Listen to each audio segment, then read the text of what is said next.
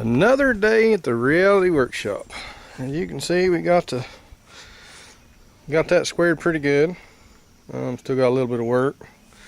Even them up. I didn't break it loose from back here in the back where I said I was going to, because when I weld something, well, it's just hard to take it back apart. So I cheated a little bit. Now we're on this side.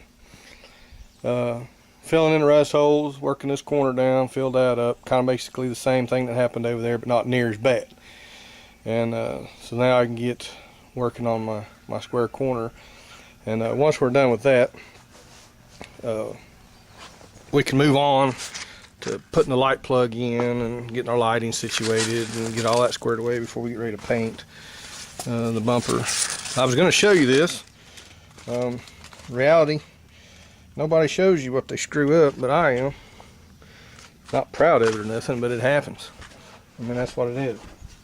Reality.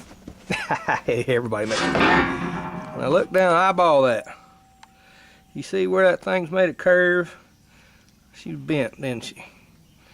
That pipe bowed. Never worked with that kind of material before, so I wasn't sure.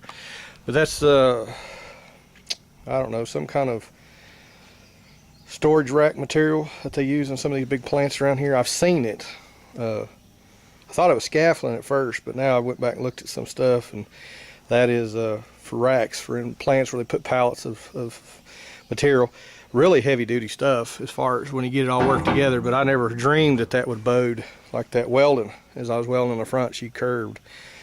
But anyway, that's reality. We're not going to go back and punt.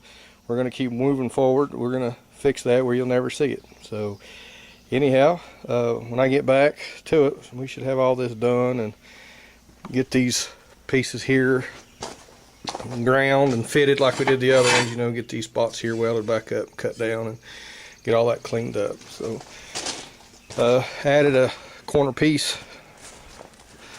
right there, kind of notched it in, not quite done with it. Right into some grease or oil or some kind of material that, boy, it sure played heck on my welding rods.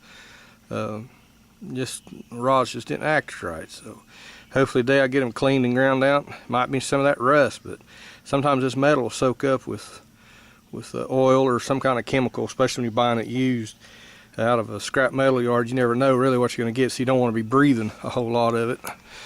But it sure played heck on my welds down there. As you can see, they look like somebody dirt daubed them. But anyway, when I get back, I'll hopefully we'll have some more done and it'll look pretty good.